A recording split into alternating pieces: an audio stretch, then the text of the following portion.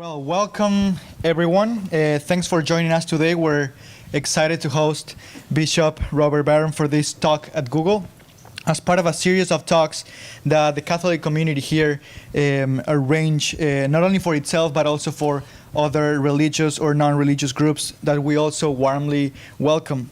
Bishop Barron just flew in this morning all the way from LA to share a message that we believe to be very aligned with our core values here at Google, especially in regards to respectful dialogue and respecting each other and each other's dignity. Who is Bishop Robert Barron, though? I'm glad you asked, Davo. Bishop Robert Barron is the auxiliary bishop of the Archdiocese of Los Angeles, and he's the founder of Word on Fire Catholic Ministries. His website, wordonfire.org, reaches millions of people each year. And he's one of the world's most followed Catholics on social media, along with Pope Francis. And his regular YouTube videos have been viewed over 25 million times. And he recently received the YouTube Silver Creator Award. Woo! So Bishop Barron is a #1 best-selling author on Amazon.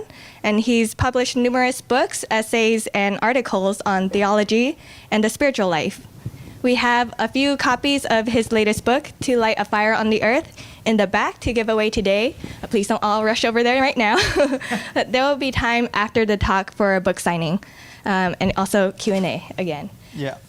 So without further ado, let's welcome Bishop Barron. Thank you guys very much. Thanks.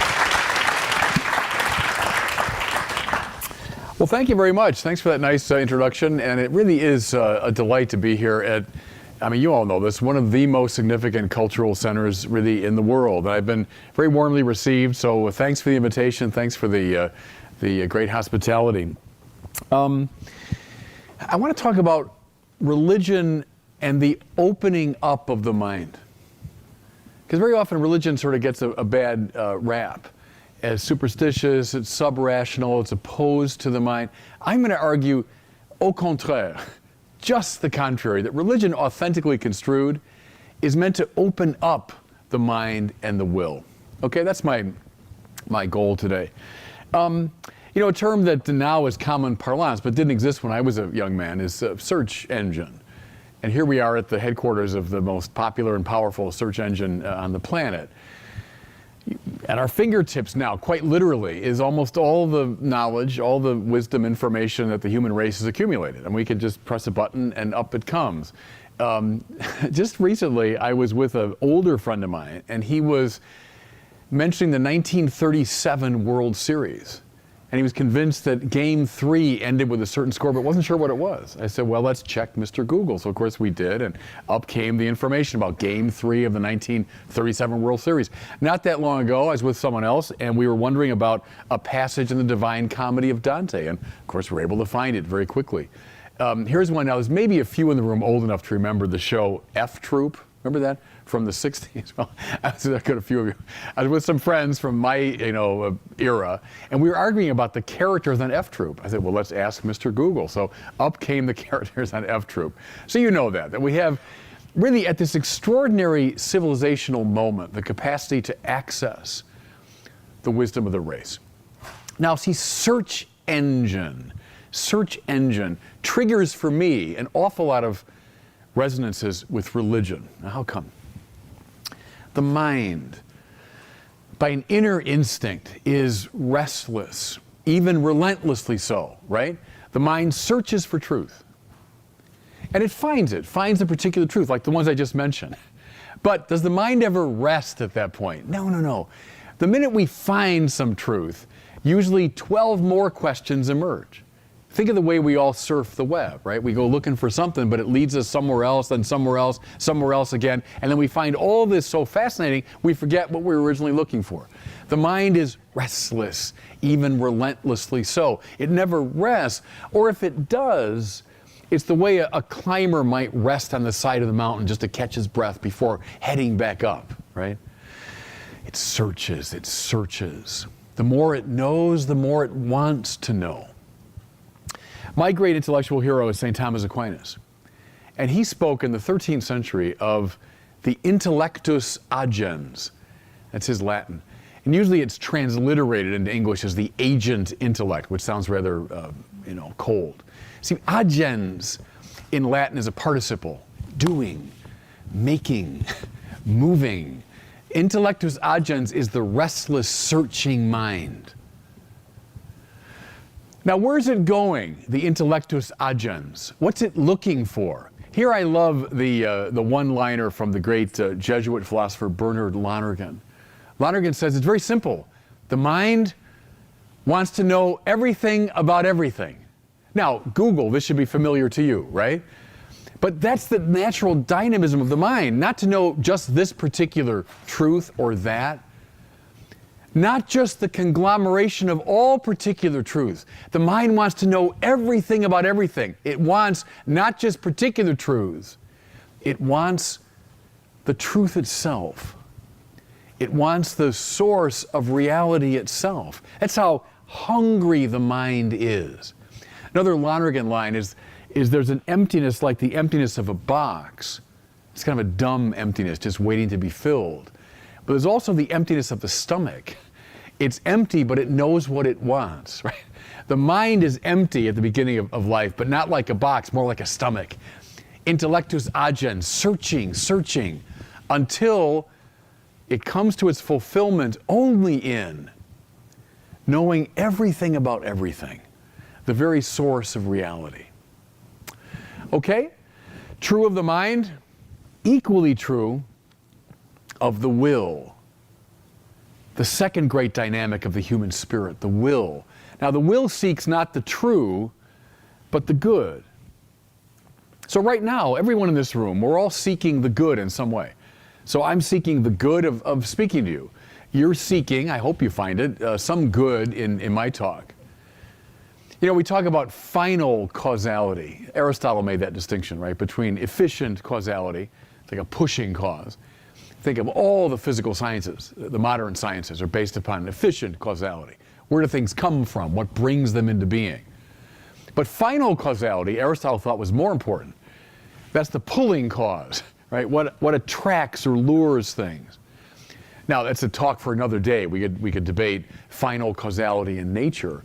But I think no one would disagree that final causality obtains in our world, that we human beings are drawn by the good. It lures our wills. Okay, but remember the intellectus agens, the restless, seeking, never satisfied mind. Same is true of the will. Notice how any act of the will can be analyzed in a kind of Russian doll manner. Do you know what I mean? The one doll inside the other. That every particular act of the will, if we think about it, is situated in a broader and wider act of the will, which in turn is in a broader and wider, etc. Now, what am I talking about? Think about getting out of bed in the morning, right? So it's an act of the will, unless you fell out of bed. But if you get out of bed the normal way, it's an act of the will. You're seeking a good to start your day. But see, that good nests in a higher good. Why do you get out of bed? Well, I want to get to work. Okay. Why do you want to get to work? Well, I need to make money. Well, why do you need to make money? Well, I want to support myself and my family. Why do you want to support yourself and your family? Well, supporting my family leads to their flourishing. Well, why do you want that? Because my family flourishing makes me happy. And I want to be happy all the time and in an unconditioned way. Just as the mind won't rest until it knows everything about everything, so the will doesn't rest until it finds an unconditioned happiness. Now, analyze any act of the will that way. I send my car to the mechanic. Well, how come? So the car will run better. Well, why do you want that? So I can get to work and I'll do that analysis. Or so I can get to my friends more easily. Well, why do you want that? Well, being with my friends is a great good that makes me happy. And I want to be happy all the time and in an unconditioned way.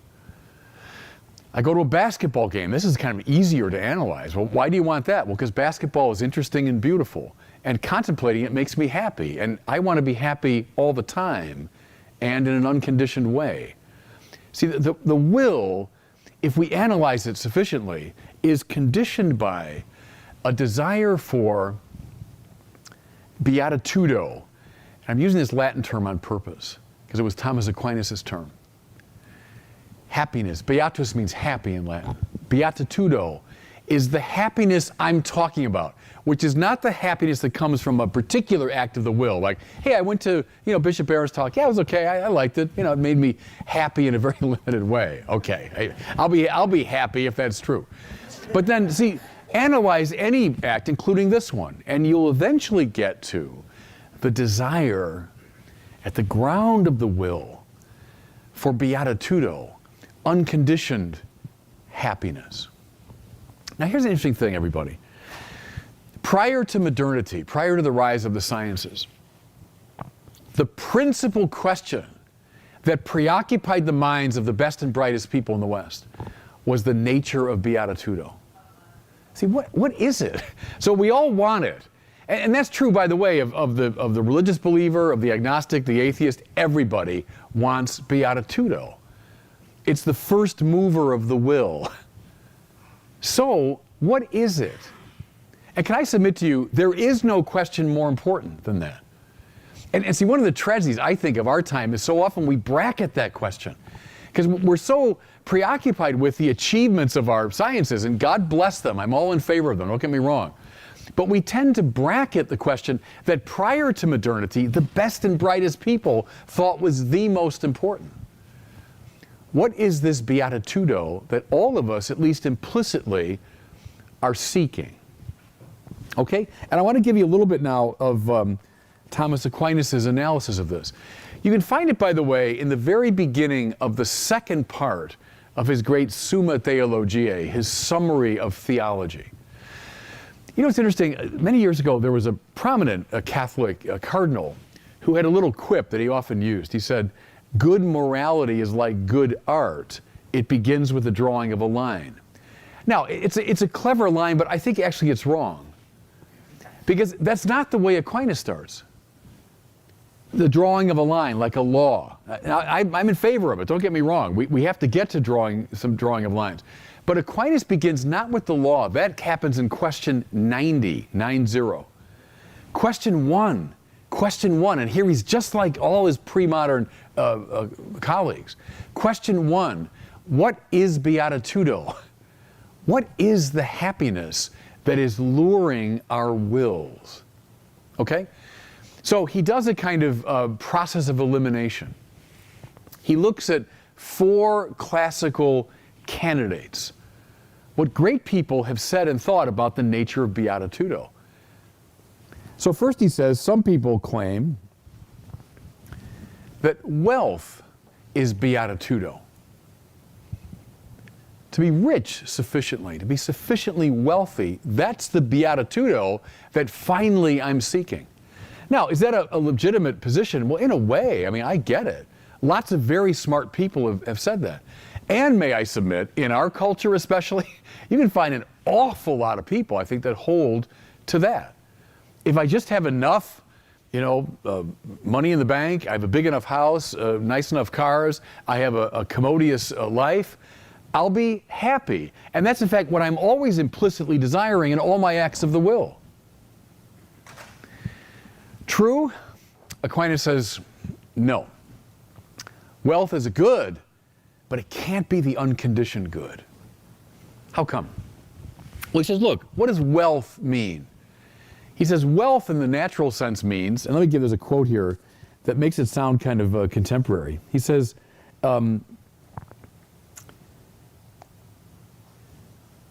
wealth serves as a remedy for our natural wants, such as food, drink, clothing, cars, dwellings, and such like.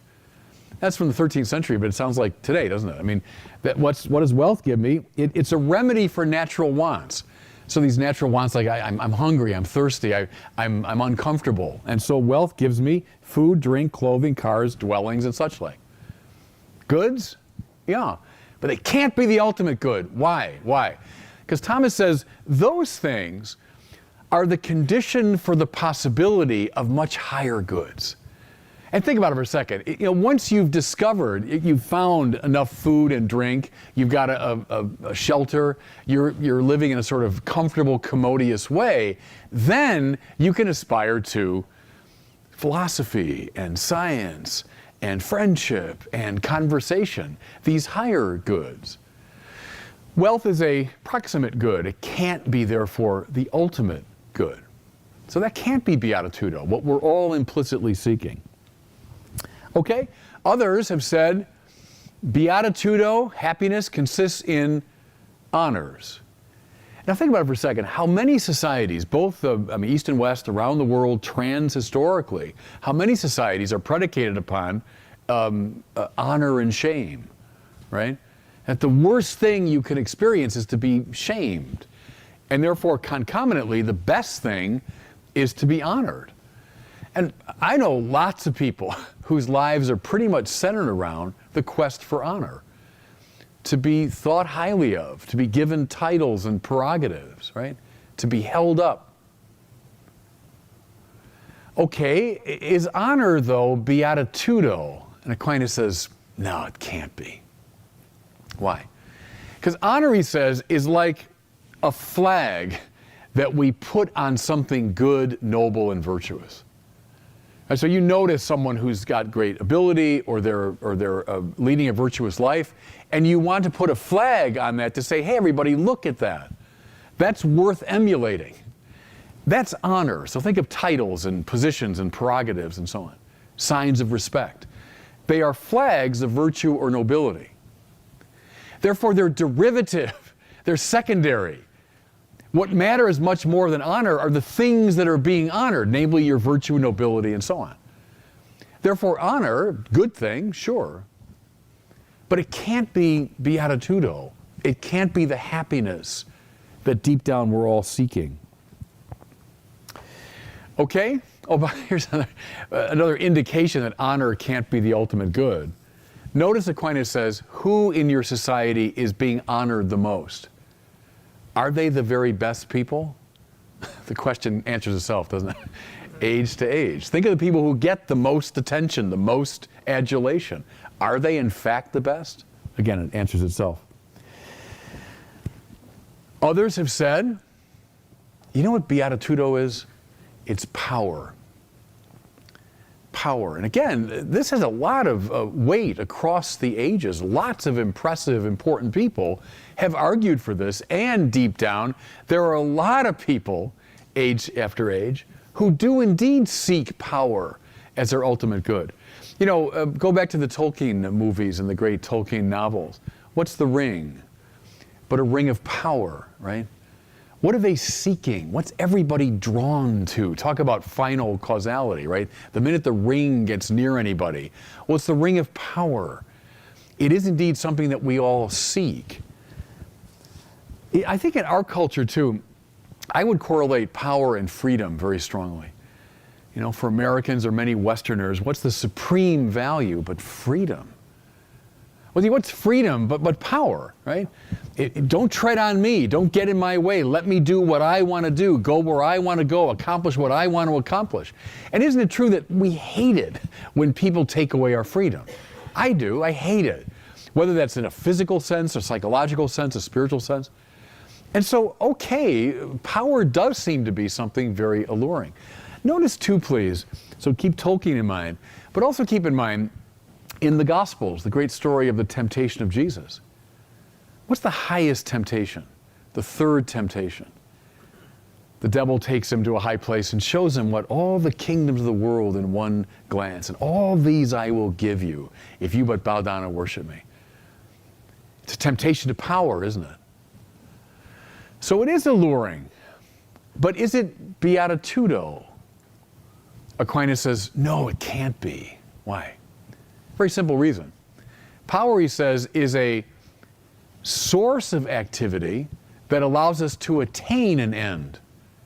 But beatitudo is an end. You see what he means? Whatever this beatitudo is, it's something that I'm going for, that I want. It's a good that's out there. Power is terrific as a means of attaining ends. Right? You give me the power to do this, the power to do that, the power to attain. But power in itself is not what you want. It's the good that power gives you access to, right? Therefore, power can't in itself be beatitudo. Okay, so it's not wealth, not honor, not power. Here's the fourth grade candidate. And I think everybody, from a spiritual standpoint, it's really helpful analysis. Because all of us, we're all sinners in this room, I trust. We're all beguiled by these things in some way. We all tend to mistake these for beatitudo. So the fourth one, Thomas says, is pleasure. Now, this is a very old philosophical position. It's called hedonism. And don't make fun of hedonism as just like, eat, drink, and be merry. Hedonism is a very noble classical position that says what we all seek deep down is pleasure. Now, it could be pleasure in food and drink and so on, but also pleasure in the arts, pleasure in sports, pleasure in knowledge, etc. So it can be a more refined form of hedonism. But that pleasure, it seems, is this ultimate good. It seems to be beatitudo. Yeah, it might seem that way, says Aquinas, but it can't be. How come? Because pleasure, he says, is a side effect of something much more fundamental. So when I achieve some physical well-being, I experience pleasure as a happy side effect, but it's the health of the body that's really substantive. Or when I make some great spiritual, intellectual, cultural attainment, I might feel a rush of pleasure accompanying that. But the pleasure is just derivative, isn't it, from the substantive accomplishment. So pleasure can't be it. Okay, so where are we now? We all want beatitudo. Everyone in this room, again, this is religious, non-religious, believer, atheist, everybody wants beatitudo. Otherwise, you would not get out of bed in the morning. So what is it? What is it? Well, it's not wealth, it's not power, it's not pleasure, it's not honor. Thomas says the desire for happiness, for beatitudo, is an infinite desire. Remember I said, we want to be happy all the time and in an unconditioned way, don't we? I don't want to settle over some proximate good, some limited, mitigated good. I want goodness itself. And therefore he concludes, beatitudo cannot be any good in this world of wealth, pleasure, power, honor, anything else. None of that can satisfy this longing of the soul and of the heart, this questing, this searching for beatitudo. It is only in God. Listen to his quote. Hence it's evident that nothing can lull a person's will save the universal good. And this is to be found not in any creature, but in God alone. Now, can I submit to you, everybody, this is the moral wisdom of the great biblical tradition. And the roots of this go way back into the scriptures themselves. But this is the way Aquinas analyzes it philosophically. What we want cannot be met by anything in this world. Just as what the mind wants, it does not correspond to any particular bit of knowledge within the world. The mind wants to know unconditioned truth. The will wants the unconditioned good. That hunger is at the source of religion, it seems to me. That opening up of the questing mind and heart is what it's all about. Okay? Now, can I turn from that little philosophical analysis to the Bible? And I want to share with you a story that I've always loved. And I think it speaks precisely to this point. It's a story from the first book of Kings in the Old Testament. It's a story dealing with Elijah and the priests of Baal. Now, as I tell the story, you might remember it. So during this period, Israel had gone over to false worship. So King Ahab, remember, so Melville calls his, Captain Ahab. And poor Captain Ahab, because we hear in the Bible that Ahab is worse than all the kings of Israel combined. And knowing the rogues gallery of the kings of Israel, that's saying a mouthful, right? So Ahab is a really bad guy. More to it, his wife, Jezebel, has now drawn him into the worship of false gods.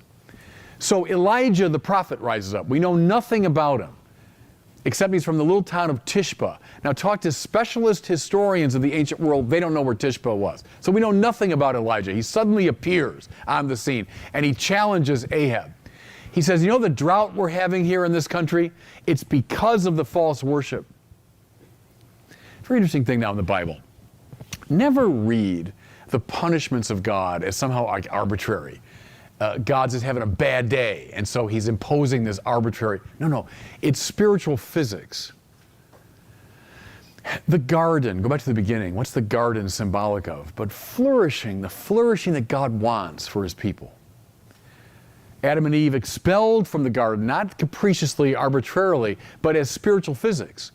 When we fall away from God, we tend to fall into lifelessness. That's the point. And so the drought now that Elijah points out is a function of false worship. Now I'm going to dwell on that for a second. Keep Aquinas in mind, and beatitudo, and the seeking of the good, right? And keep in mind those substitutes for beatitudo: wealth, pleasure, honor, power.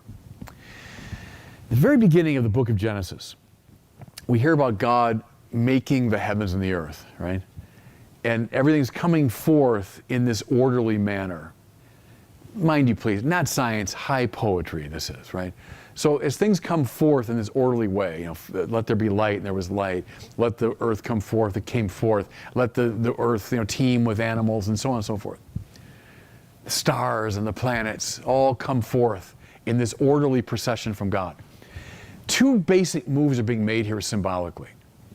First of all, the author is dethroning all these false claimants to divinity.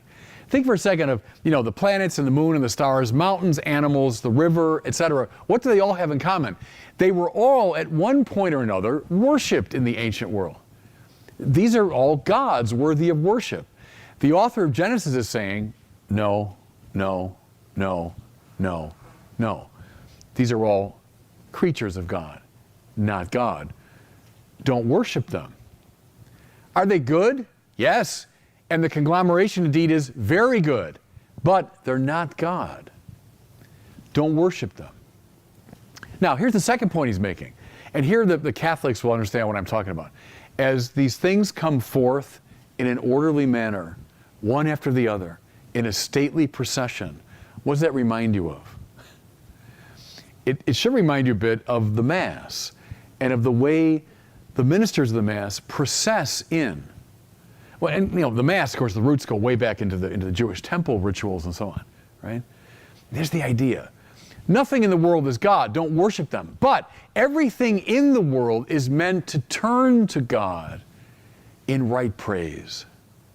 That's the purpose of creation, is to turn to God in right praise. And who comes at the end of this procession? Well, there's the human beings, right? Adam and Eve. Who comes at the end of a liturgical procession? But the priest or the bishop, the one who's going to lead the praise. That's the idea. Dethrone all false claimants to divinity. Nothing in the world is God. Don't worship those things, but rather let all those things be part of a great chorus of praise led by human beings who can give voice to the praise of creation. Does that make sense? That's the biblical vision. That's the biblical vision. Right praise. I love this connection. The word adoration, from two Latin words, were ad oratio, ad ora. Ora means mouth, right? Ad ora is mouth to mouth. To adore God is to be mouth to mouth with God. It means lined up, aligned, under the power of God. In that stance, we find who we are. Another little etymology thing. Worship, right? Our word worship. Go back now to like Chaucerian times. An older English form is worthship. What's of highest worth? That's what you worship. Now again, listen to me, everybody. This is believer, non-believer, everybody. This is religious person, atheist. Everybody in this room worships something. There's something of highest worth to you. Remember beatitudo. Everyone's seeking happiness. Everyone. There's no way around that. What is it? What is it? And see, the author of Genesis is saying, don't let anything in the world be the object of your worship, but God alone. Wealth, pleasure, honor, power, any creaturely thing, that will not lead you to the beatitudo that you want, but only the right praise of God. And can I submit to you, I think that's lesson 1 of the Bible. It's what the Bible's about, from Genesis to Revelation. It's about right praise. And don't interpret that in a fussy way, but rather in this deep sort of metaphysical way. Right praise means the right ordering of one's life, worshiping God alone. See? When you do that, where do you live? In a garden. That means you live in a place of life. When you stop worshiping God alone, welcome to the desert. That's the biblical symbolism. Okay, so with all that in mind, go back now to Elijah and King Ahab. He says, the trouble here, Ahab, is you're worshiping false gods. That's always the problem, right? Fellow sinners, right? That's always the problem. I'm worshiping something other than God. Well, is Ahab happy about this? No. He says, get lost, you troubler of Israel. And Elijah, again, all we know about him is his name, but you know what his name means? It tells you everything. Eliyahu in Hebrew, Elijah. Eliyahu means Yahweh is my God. See, his whole being is summed up in that. I don't worship anybody but Yahweh. Yahweh is my God, Eliyahu. And so he prophetically challenges Ahab. And here's what he says. He says, look, you get all the priests and prophets of Baal, so the gods that they were worshiping, and let's all go to Mount Carmel. And I'm going to go up there and let's have a challenge.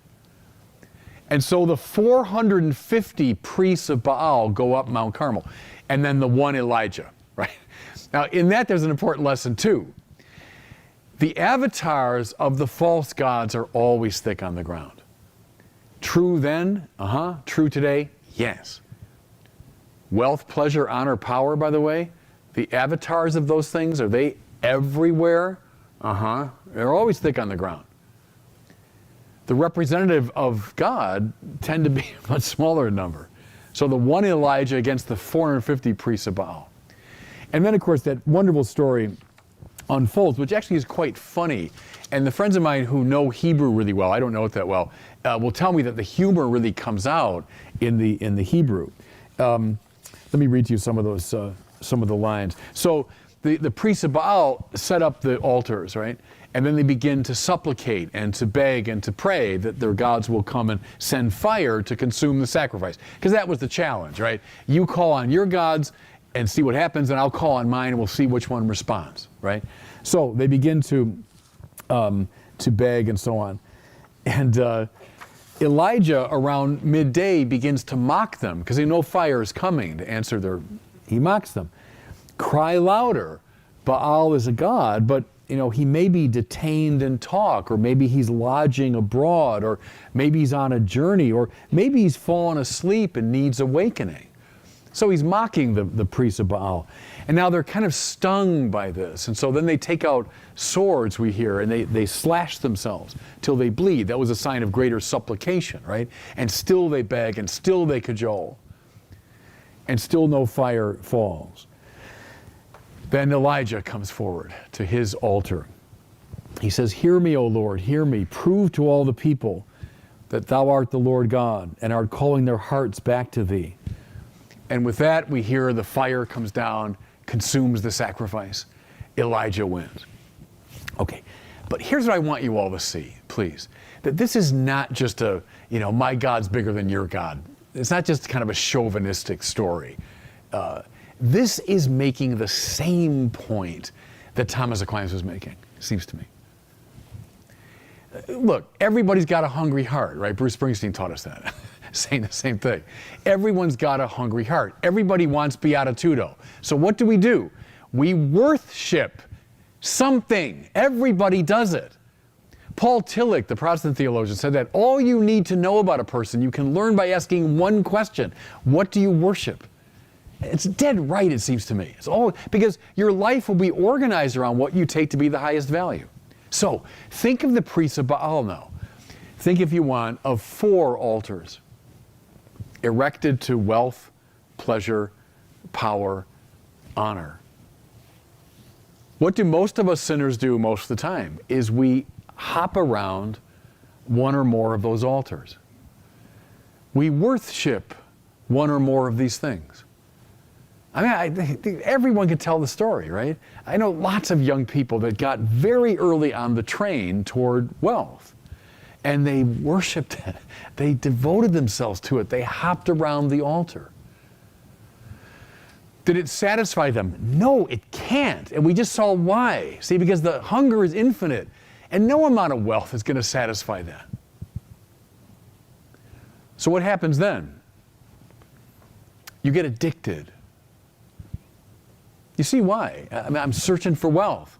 And I got it. I got my first million by 30 or whatever it is, you know. And I got a little buzz from that, as you do. But then the buzz wears off. It has to, because you're not built for that. And when the buzz wears off, I better go back to that altar. I better keep worshiping there. I better keep hopping around that altar. And I get my first 10 million by 40 or whatever goal was you had. And the buzz comes back. But what will any addict tell you? We're all addicts in this room, by the way, because we're all sinners. What will any addict tell you? The buzz will wear off faster, right? And so now I panic. Remember the slashing themselves with the knives till they're bleeding, that we'll harm ourselves in the process of hopping around this altar. Power, same thing, same dynamic. Talk to people who very early on got hooked on power. That's what will make me happy. So I'm going to worship at that altar. Beatitudo, man, it's power. That's what I want. And I get power, whatever it was I'm going for by the age of 30, you know. And I get a buzz from it, but it wears off. It has to. So I get more and more, and I hop and I cajole. And then before I know it, I'm addicted to such a degree that I'm harming myself in the process. Same with honors. Talk to anybody who's on that train. I never get enough attention. They don't appreciate me. Why did he get that job? Why do I not have the honors I deserve? I've been worshiping at that altar all my life, people will say. It's not designed to satisfy you because beatitudo is not found there. What does Elijah represent? Again, don't think of it so much, kind of chauvinistically and nationalistically. What does Elijah represent? But the worshiping of the true God, the infinite truth, the infinite goodness of God. When you order your life that way, listen now, the fire will fall. That's the point. Then the fire will fall. Because now you've hooked your infinite desire onto the properly infinite object. And the fire will fall and consume the sacrifice of your life and make it radiant and bring it to a heightened fulfillment. There's the Bible. That's the lesson the Bible has for us, which is as relevant in 2018 as it ever was. Because I can introduce you all know this, you do the same thing, introduce you to dozens and dozens of people that I know who are hopping around these 4 altars, right? It's only true worship that will give me satisfaction. Okay, I'm gonna make one more little step and then we'll bring it to a close. Here's where it gets, I think, really interesting. So, God alone will satisfy the deepest hunger of my heart. Okay, I got that. I've got to get God in me, right, to satisfy my desire for beatitudo. But who is God? In the biblical reading, God is love, right? St. John tells us that. And that's a distinctively Christian idea, because it's not that God simply loves or that God has the attribute of love. It's what God is. Father, Son, Holy Spirit, by the way, lover, beloved, and shared love. That's who God is love. So here's the paradox. Only in God is my soul at rest. Only when I have God in me do I have beatitudo. But God is love. Therefore, only when I give away what God gives me do I have the beatitudo that I seek. Love is willing the good of the other. Love is giving away. And so as the divine life comes into me, what do I do with it? Don't hang on to it. Now reread the prodigal son if you want the physics there, right? Father, give me my share coming to me. Give me. Give it to me so I can have it. What happens to him? It fritters away. Not arbitrary punishment, that's spiritual physics. You try to hang on to it, you'll lose it. But when you give away the divine life that's flowing into you, now it increases in you 30, 60, and 100-fold, right? You get the love that God is in you by giving it away. You see why this Christian thing is so hard to get? Because it's so counterintuitive. Fellow sinners in this room, what's our hang-up? Look, I'm unhappy. We all are, by the way. I don't mean psychologically depressed. I mean, we're all unhappy. We're all unsatisfied in this room. So, I know. I'm missing something. That's it. I'm missing requisite wealth, pleasure, power, or honor, right? That's our instinct. I got to get more of that. I got to fill myself up. That's never the answer. That's never the answer. In fact, that's counter-indicated. That will lead to addiction and unhappiness. Rather, contrive a way to give your life away.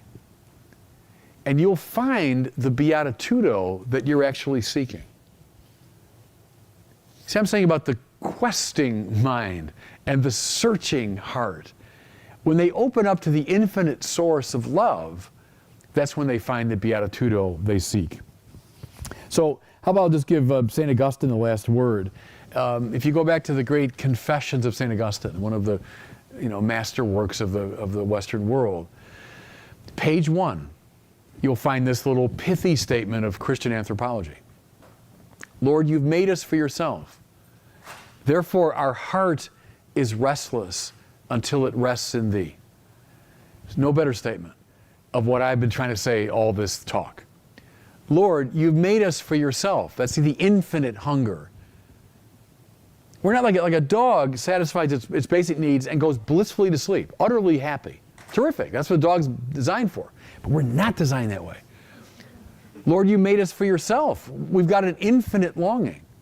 Therefore, this is beautiful in Augustine. Therefore, our heart, he says. He doesn't say cordia, our hearts. He says cor nostrum. See, what he means is we've all got this in common. This links everybody together. Cor nostrum, our heart is restless until it rests in thee. And that means conformed unto love. That's beatitudo. Thanks, everybody. Thanks for listening.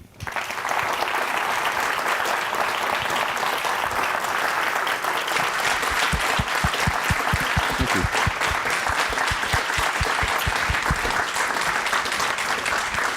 Thank you, Bishop Thank you Barron. all. Good, please. So we're going to have Q&A right now. So Davo is over there. He's going to run around with a mic if there's any live questions, and I will read out some questions from the Dory. So let's start with one from the Dory. We have John Nolan in Mountain View asking, when scientists and atheists talk about religion, they seem to be stuck rehashing debates of previous centuries, evolution, age of the earth, heliocentrism. What can be done to convince science-minded skeptics that religious belief systems have something valuable to offer in the 21st century? Yeah, good. It's a question I wrestle with all the time. First of all the things they've raised there, from my perspective as a Catholic, are non-issues. So, how old is the Earth? Don't ask me. Ask a scientist. How did biological things develop? Don't ask me. Ask an evolutionary biologist. Those are scientific questions, properly so. The Bible is not science. Right? The last book of the Bible is written around the year 100 AD. The first scientific texts are in the, let's say, 16th century. The Bible is not science. It simply isn't. It's spirituality and theology, making very profound observations that are truthful about the nature of reality, but not in a scientific mode. So first of all, to give science its total due, that we're not in a conflictual relationship. But then the second move is this, to overcome our terrible tendency in our culture towards scientism. And scientism is the reduction of all knowledge to the scientific form of knowledge, right? So what the scientific method can give us, I love the scientific method, and look around us, I mean, what it's produced, God bless it. But we shouldn't reduce all forms of knowledge to what can be delivered by the scientific method. Get out of Plato's cave, if you want to go back to the Republic of Plato. get out of the realm of simply looking at shadows on the wall and come to much higher levels of reality, accessed, I would argue, through metaphysics and through philosophy.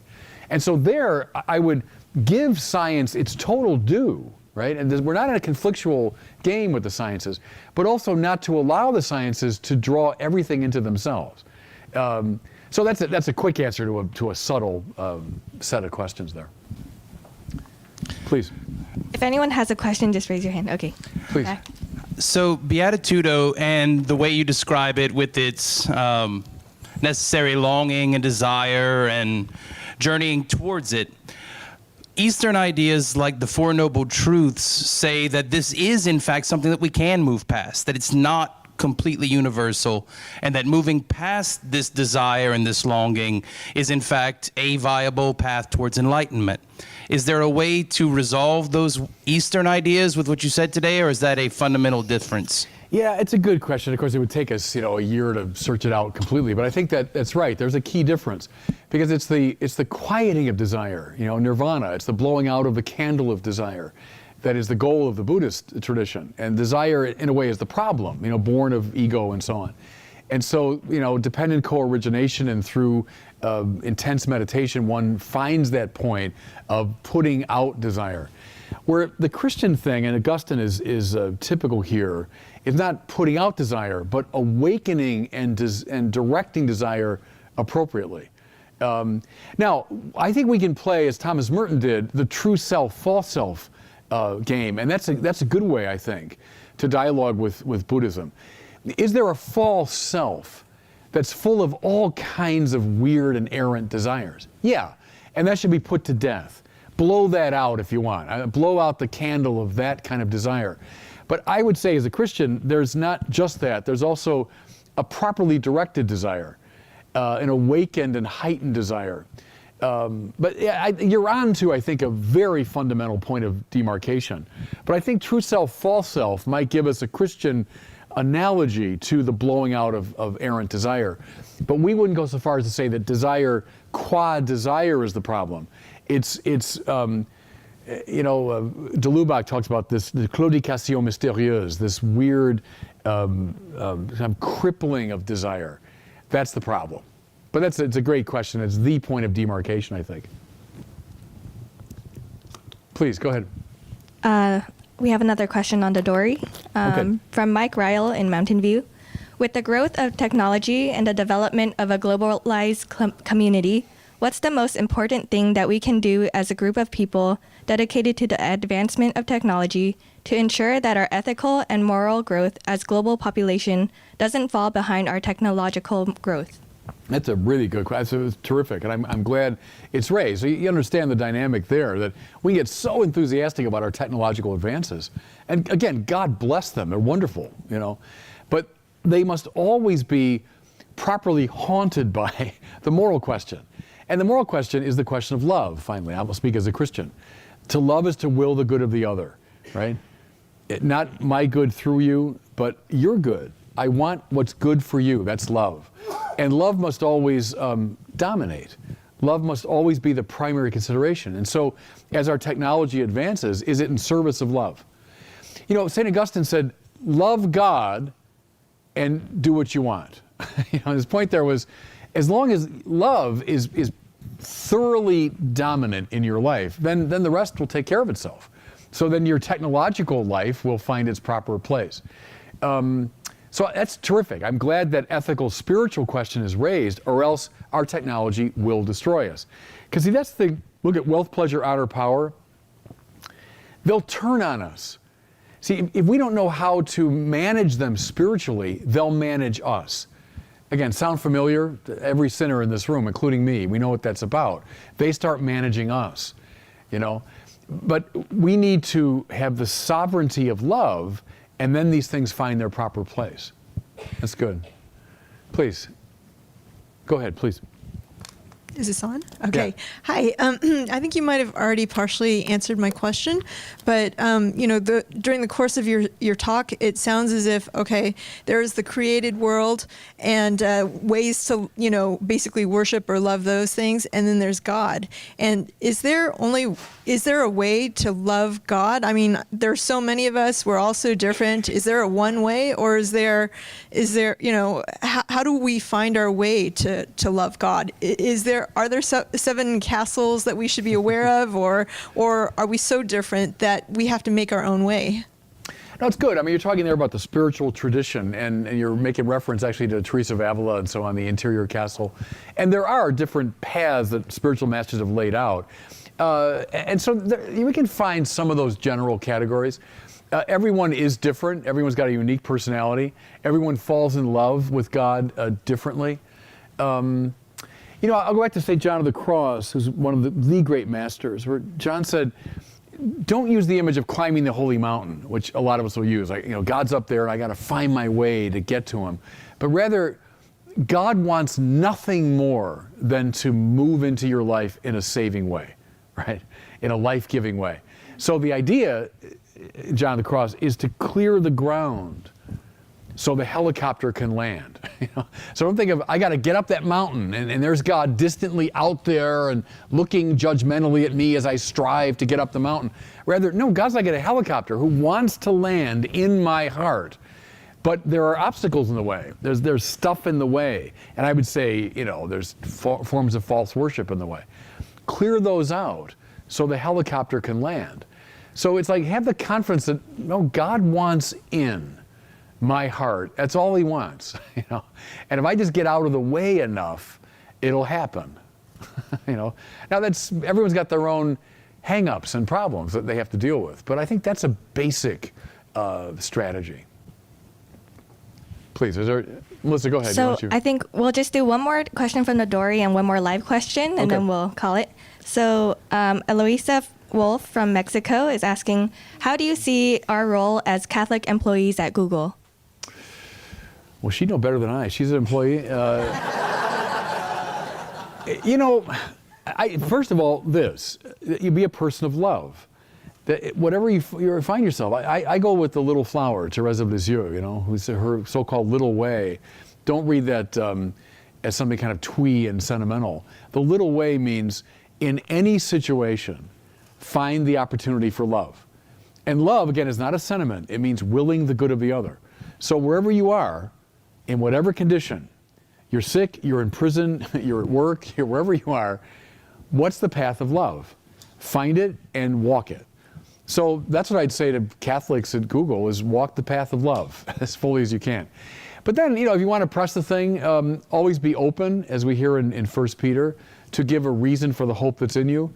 So if someone is curious about your faith, your Catholicism, be ready to provide answers.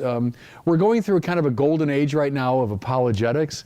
I think it's because of the new atheism. I think it awakened a lot of religious people to, we got to defend ourselves here and make the case to a skeptical public. So there's a lot of good material out there. Learn it so that when people approach you maybe curiously, have something to say to them. So those two things, love first, and then be ready to give a reason for the hope that's in you. Please. Hi, would you mind sharing with us one way in which you've personally experienced God in your life? Yeah, well, I mean, first and foremost, every day when I say Mass, it is the most powerful. But I'll tell you, when I was 14, it was hearing one of Thomas Aquinas' arguments for God's existence. So I was a Catholic kid going to Mass, but I wasn't all that interested in religion. And I was a freshman in high school, and I see Dominican in the back of the room, a Dominican friar in our religion class laid out for us one of Thomas's arguments. And honestly, I never thought you could think about religion seriously. To me, it was just like, yeah, I go to Mass on Sunday, but I never thought about it until that moment. I thought, wow, that's a very intriguing presentation. And it led me on this quest that I'm still on. And that's quite true. That was years ago. But I've never left that path. And that's where I really say God, as I look at it now, in a decisive way, kind of entered my life and set me on a path that I'm still on, standing before you today. Good. God bless you all. Thank you very much for coming Thank you. today. Thanks, Bishop. Thanks.